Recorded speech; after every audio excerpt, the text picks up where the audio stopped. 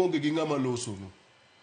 Ka koro le modak e thim eman gi ng'ama otelo negi. Ma kowacho ka le owacho ni kawuono wang'ado aora wadhi loka Tanzania to wang'ado aora Mara to ng'ama otelo tela to gichako mana ng'ado nyaka loka cha. Chieng' magwacho ni gichak giduogo Kenya to gichak giduogo. Gidwa nolos kodgi nade ka ker osewacho ni oyie loso kodgi. Nikech achiel kuom twak mane ker owacho nowacho ni awito okuongo lero gik mane financial bill dhi kelo. Sani koro ng'anyo ma kamano ok en kotenore kod paro mar chik mar omenda, ne en kotenore kod weche motenore kod corruption, weche mag mibadhi, kaka sirkal tayo chenro mage. Corruption inyalo losi. To ok nyal lose e yo mwatime goni. Ang'eyo maber ni Kenya ka to gima timore ni ng'anyo ema sirkal winjo molo duol moro amora. To nagombo ni gikwong dhi jinsiso dhi step by step.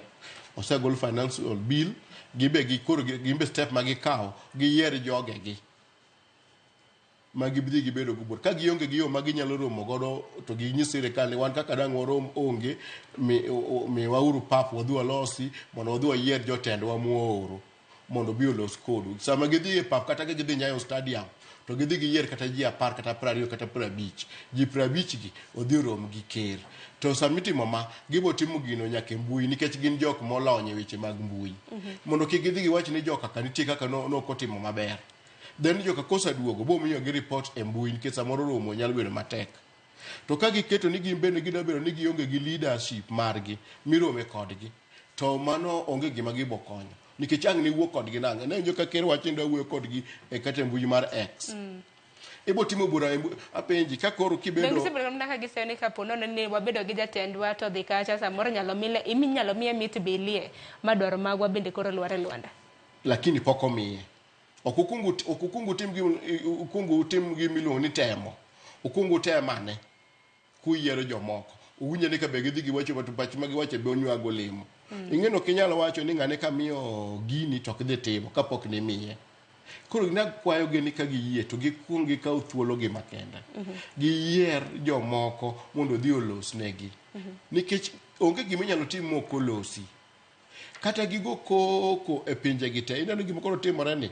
Kata gin koro pinje chayo gi. Tidong kana mna sembo koro kana jatend piny Kenya bende ni winjo kosewacho kanyo nikech motelo ni winjo kanyo kamitine nek beni chuogo mago maga riwruoge mopogore opogore bai rom kanyo chien tarik 7 mar dwe mar 7 Gen Z skremna ruwere nwacho ni ok gidwa gin gidwaro mar mondo milos kod kremna kokalo yor mbui ma ben jatend piny Kenya nwacho ni kudwaro na los kod mbui mar X kata bede mbui mano mar TikTok tabro bedo kaluso nikech gino gidwa ni giket representatives jogo ek ma bende biro bedo ka chungi logi penjo nani ya ne jolony mochung' ne weche mag tudruok. Mbui inyalo losi gi ji adi nikech mbui gima inyalo mana timo inyalo wuoyo to jomoko winji. To kata ka penjo duogo kata ka duoko wuok jomoko wuoyo di yawo ne ji adi mawuo to ebo bedo seche adi. Bobo bedo gi bura mochako kinyi yako odhiambo to onge solution moyudi. Onge twako tim to onge gimo tim. Anan paro mana nyiso gini gima ginyalo wawacho ni giluoro ni maybe giparo ni ka ng'ato wuok ni ane jatelo to bo pok idiye kata imanye yo nikech sirkal be buogo ji. Samoro en kijana matin ma koka nie mbalariany kata koka notieko mbalariany to koparo ni wuoyo neno bo kete mondo kata ka chieng' moro manyo tich to en ng'ama koro osa mien kuom chilo moro mane ma ginyalo wacho. To gima ng'eyo ni kaber an gima dang'ado rieko ne Gen Z giyie gidog piny mondo giyier jotendgi moko mondo dhi olos gi ker e wechegi kata gipango mana wechegi go 10 then giboa giduoko nikech mokwongo agone gero kamano kendo apamo negi kuom bedo ni nyocha tich magitiyo motegno momiyo sirkal owinjo wach mo reject the bill. To wach mag jonjore ma bende koro liekre ne oteko ng'anyo gi de wach yango nikech koro waseneno ka tipo mopogore opogore kineno kata mana wang' jowi kwan nyiso tipo makamago. Imayo mana ng'ato odiochieng' langa to jopiny ni mana kanyo ng'iyo. Mano tada wacho mokwongo ada kwedo wachno kabisa. Nikech ohala piny tek be momiyo wa reject the bill. No koda financial bill. To kichaki dhi ohand ng'ato ma ng'ato sathagore ma bende japiny wadu tibukori ni ketho tadieri oko gima ber. Gima nyalo mana wacho ni Gen Z odok ane piny mos otimane weche mang'anyo mondo jonjore ka ben owe wuok oko. Nikech gitiyo gi wach mar ni Gen Z ng'anyo, wach ng'anyo ni mondo gibe giwuogo oko mar dhi timo timbe mag njore. Nitie jonjore moling' aling'a maonge gima gitimo, sama giyudo thuolo kaka moro motang' ma ja apiko kalo. Japiko nyalo en weche ariyo, wawe kik wariamb ka.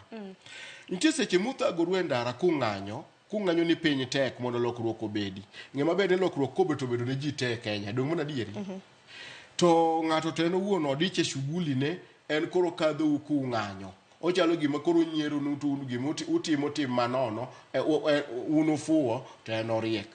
Kikalo ga piko nyaki nyis jok mang'anyo, ing'e ni jok makalo gi be nyaki nyis gi ni yawa jothurwa, an owuon ogochna jatuo moro ni kumoro kadhi kawo. Kata kamano to in owuon koro da yore i jong'anyo dhano 100 in koro ikalo ga piko e igi. Ang'o mamoni kata chung' kumoro tiwe jogo kongo kal komonde. Nitie gimilo ni provoking gi dho ngere.